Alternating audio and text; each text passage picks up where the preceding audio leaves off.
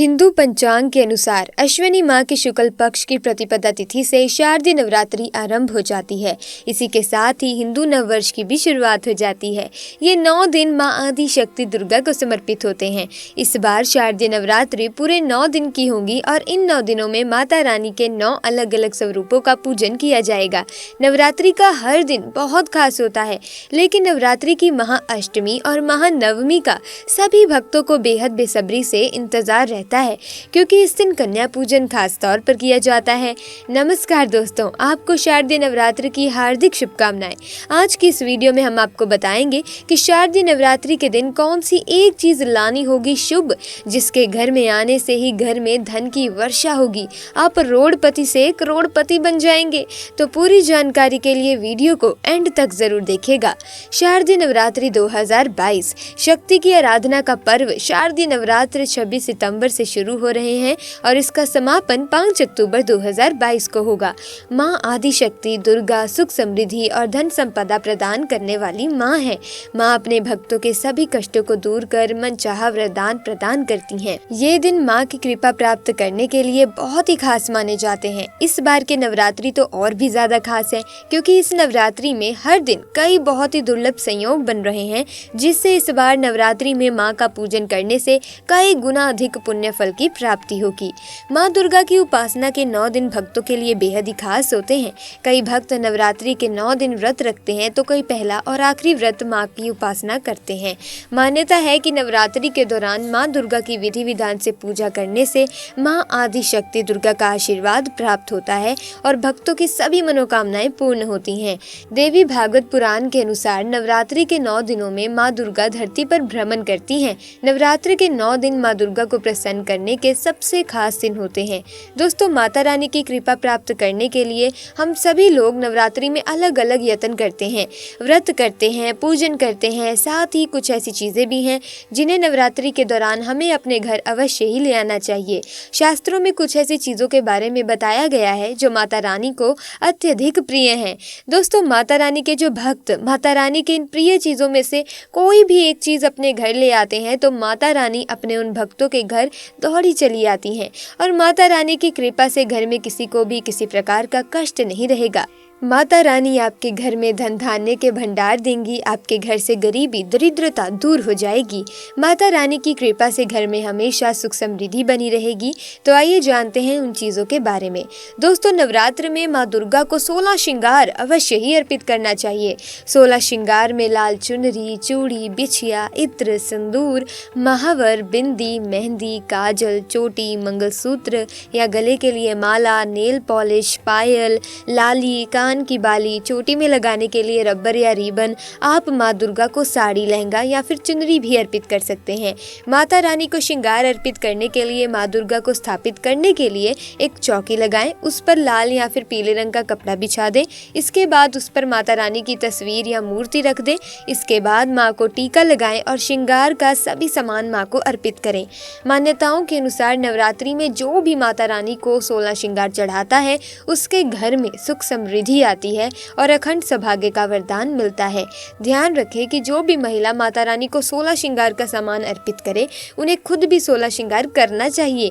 ऐसा करने से माँ जल्द ही प्रसन्न हो जाती हैं और अखंड सौभाग्य का वरदान देती हैं। नवरात्र के बाद आप 16 श्रृंगार का सामान या तो सुहागन ब्राह्मणी या किसी गरीब महिला को दान में दे सकते हैं, या आप खुद भी माता रानी के प्रसाद के रूप में इन सामग्रियों का इस्तेमाल कर सकते हैं। नवरात्रि के दौरान सोने या चांदी का सिक्का लाना भी बहुत शुभ माना जाता है। नवरात्रि के दौरान आप सोने या चांदी का एक सिक्का लाएं और इसे माता रानी की चौकी पर माता रानी के पास रखें और नवरात्रि के 9 दिनों तक आप इस सिक्के का भी पूजन करें। इससे देवी लक्ष्मी की कृपा बनी रहेगी और गरीबी दूर हो जाएगी। नवरात्र के 9 दिन बाद आप इस सिक्के की पूजा करके इस सिक्के को अपनी तिजोरी में रख दें या फिर किसी साफ स्थान पर, धन के स्थान पर आप इस सिक्के को रख दें। ऐसा करने से घर में धन धान्य की वृद्धि होती है। नवरात्र के दौरान दौरान घर में कमल का फूल लाना बहुत ही शुभ माना जाता है। कमल के फूल को धार्मिक शास्त्रों में अत्यधिक महत्व दिया गया है। धन की देवी माँ लक्ष्मी भी कमल के फूल पर विराजमान रहती हैं। नवरात्रि के दौरान कमल का फूल लाकर माँ लक्ष्मी को अर्पित करें और फिर माँ लक्ष्मी का पूजन करें। ऐसा करने से घर में धन संपत्ति बढ़ने लगती है और परिवार वालों के बीच सामंजस्य बना रहता है। अगर आपको कमल का फूल ना मिले तो आप कमल के फूल का एक चित्र लाएं और इसे नवरात्र के दौरान अपने घर की उत्तर दिशा में लगाएं और माँ लक्ष्मी से अपनी कृपा बनाए रखने की प्रार्थना करें। ऐसा करने से घर में अन्न धन की कभी कोई कमी नहीं रहती। नवरात्र के दौरान दक्षिणावर्ती शंख को भी घर में लाकर स्थापित करना बहुत ही शुभ माना जाता है। शास्त्रों में दक्षिणावर्ती शंख को माँ लक्ष्मी का ही स्वरूप माना जाता है।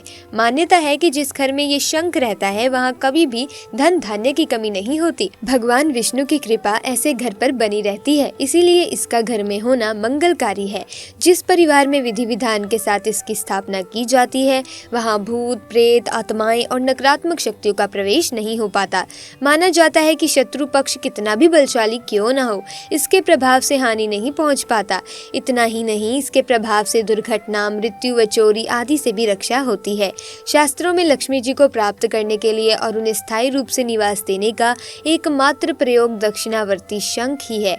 इसके प्रयोग से ऋण दरिद्रता रोग आदि मिट जाते हैं और सब प्रकार से संपन्नता आने लगती है। दक्षिणावर्ती शंख के लाभ अद्वितीय है। दोस्तों, नवरात्र में माता रानी की पूजा में कौड़ी का इस्तेमाल अवश्य ही करना चाहिए। धर्म ग्रंथों के अनुसार लक्ष्मी जी समुद्र से उत्पन्न हुई हैं और कौड़ी भी समुद्र से ही निकली है। कौड़ी को माँ लक्ष्मी की सगी बहन माना जाता है। कौड़ी में धन को आकर्षित करने का स्वाभाविक गुण होता है। नवरात्र में 7 कौड़ी लाएं और इन्हें हल्दी से पीले रंग का रंग दें। अब इन कौड़ी को माता रानी के पास चौकी पर रख दें। नवरात्र के पूरे 9 दिन तक आप माता रानी का पूजन करें। इसके बाद आप इन कौड़ियों का भी पूजन करें। कौड़ी पर रोज हल्दी और कुमकुम से तिलक करें और अक्षत पुष्प छिड़के। फिर नवरात्र के 9वें दिन कन्या पूजन के बाद आप इन कौड़ियों को लाल कपड़े में बांधकर अपने धन रखने के स्थान पर रखते हैं। ऐसा करने से धन में 2 गुना 4 गुना बढ़ोतरी होगी। कौड़ी को धारण करने से बुरी नजर और संकटों से भी रक्षा होती है। कौड़ी धारण करने से ये आपकी माँ के रूप में आपकी रक्षा करती है। बुरी नजर और संकटों से बचाने की इसमें अद्भुत क्षमता होती है। नवरात्र के दौरान माँ दुर्गा को गुड़हल का पुष्प अवश्य ही अर्पित करना चाहिए। शास्त्रों के अनुसार देवी माँ के प्रिय पुष्प गुड़हल को चढ़ाने से भक्तों पर वे अपनी असीम कृपा बरसाती हैं। देवी भागवत पुराण के अनुसार माँ दुर्गा पर गुड़हल का पुष्प चढ़ाना उसी तरह हितकारी है जिस तरह की महाकाल पर बेल पत्र चढ़ाना। ऐसी मान्यता है कि गुड़हल के पुष्प के शुरुआती भाग में ब्रह्मा, मध्य भाग में विष्णु और अंतिम भाग में महेश और अंकुरण भाग में खुद स्वयं शक्ति स्वरूपा माँ दुर्गा का वास होता है। नवरात्र के दौरान गुड़हल का पुष्प चढ़ाकर मातृका की पूजा करने से माता रानी जल्द ही प्रसन्न हो जाती हैं और अपने भक्तों को सभी कष्टों और संकटों से मुक्ति दिलाती हैं। दोस्तों, आप सभी ने तो माता रानी के मंदिरों में छत्र देखे होंगे। छत्र आभा मंडल छाया सम्मान और सत्ता के सूचक होते हैं। नवरात्र के दौरान माता रानी को छत्र अवश्य ही अर्पित करना चाहिए। छत्र अर्पित करने का मतलब है कि आप अपने जीवन की, आप अपने घर परिवार की सत्ता माता रानी के हाथ में सौंप रहे हैं। जो भक्त श्रद्धा पूर्वक माता रानी को नवरात्र के दौरान छत्र अर्पित करते हैं, माता रानी उनके घर परिवार की भागदौड़ अपने हाथों में ले लेती हैं। उन्हें उनके परिवार के सभी सदस्यों को सही दिशा दिखाती हैं और सभी प्रकार के कष्टों और संकटों से रक्षा करती हैं।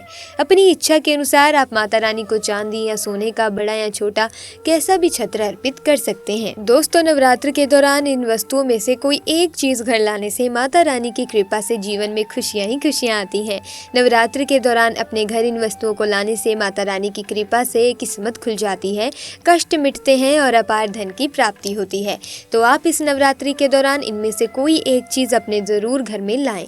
दोस्तों, आज की वीडियो में बस इतना ही। अगर आप भी माता रानी की कृपा पाना चाहते हैं तो कमेंट सेक्शन में आकर जरूर लिखें जय माँ दुर्गा, जय माँ लक्ष्मी, जय माता दी। दोस्तों, वीडियो अच्छी लगी वीडियो को लाइक कीजिए, चैनल को सब्सक्राइब कीजिए। आपका बहुत बहुत धन्यवाद।